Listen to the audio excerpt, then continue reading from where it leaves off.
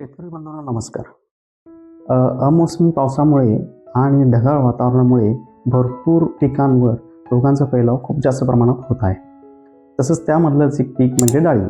डाळिंब पिकामध्ये पाकळी कुजवा, करपा, देठकूच आणि काही बुरशीजन्य रोगांचा फैलाव खूप प्रमाणात होत आहे.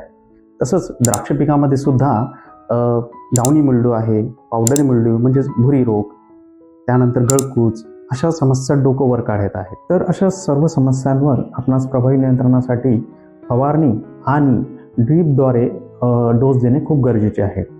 तर फवारणीमध्ये आपण स्टेप ऑर्गॅनिकाचे बॅसिलस सबटिलस घटक असलेले रेनकॉल 1 ग्राम आणि सुडोमोनस घटक असलेले सुडोफोर्स हे 1 ग्राम हे प्रति लिटर पाण्यात प्रमाण घेऊन याची फवारणी करायची आहे. त्यानंतर दुसरं की आपणास हेच खतं म्हणजे हेच डोस आपणास ड्रीपद्वारे सुद्धा द्यायचे आहेत. तर याच्यामध्ये आपण रेनकॉल 200 ग्राम, सुडोफोर्स 200 ग्राम हे प्रति एकर 200 लिटर पाण्यामध्ये घेऊन याची ड्रीपद्वारे आपण डोस द्यायचा आहे.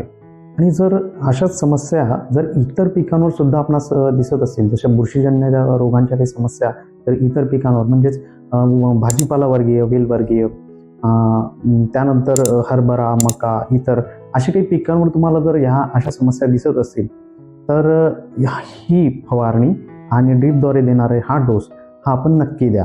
तर अशा अमोसमी पावसामुळे किंवा ढगाळ वातावरणामुळे जर रोगांचे प्रमाण अधिक वाढत असतील तर आम्हाला तुम्ही कमेंट करून नक्की कळवा, की जेणेकरून आम्ही त्याच्यावर प्रभावी नियंत्रण आपणास नक्की सुचवू.